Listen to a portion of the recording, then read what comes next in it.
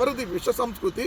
ఎవడన్నా లడ్డూకి, పవిత్రమైన లడ్డూకి కాళ్ళు చేతులు ఏదైతే నోరు అన్నీ పెట్టి అపహాస్యం చేస్తూ అపవిత్రం చేస్తుంటే వీళ్ళు కదా నిజంగా.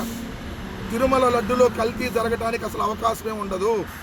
ఎందుకంటే తిరుమల లడ్డు అంత పవిత్రంగా దానికి సంబంధించిన టెస్టులు 3 రకాల టెస్టులు చేస్తారు. ఏదైతే 3 రకాల టెస్టుల్లో పాస్ అయితేనే, ఒకటి vegetable oil test, 2 foreign animal test, 3 ఏదైతే మాయిశ్చర్ కంటెంట్ టెస్టు, ఈ 3 టెస్టులో పాస్ అయినాకే దానికి సంబంధించినటువంటి లారీ ఏదైతే వస్తుందో ట్యాంకరు దాన్ని లోపలికి అనుమతిస్తారు.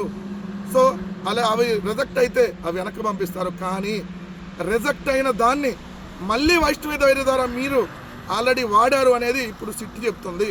అంటే కల్తీ కలిసింది ఎలా వాడారు మీరు, దీనికి బాధ్యులు మరి ఇప్పుడు ముఖ్యమంత్రిగా ఉన్న చంద్రబాబు నాయుడు గారు కదా. చంద్రబాబు నాయుడు గారు ముఖ్యమంత్రి అయినాక ఏదైతే కల్తీ నెయ్యి తిరుమలలో వాడితే దానికి జగన్ గారి కారణం అంట. ఎలా ఉందో చూడండి. అంటే ఏం జరిగినా జగన్ గారే కారణం. సో చంద్రబాబు నాయుడు గారి ఇంట్లో ఏమైనా ప్రాబ్లం వచ్చినా జగన్ గారే కారణం.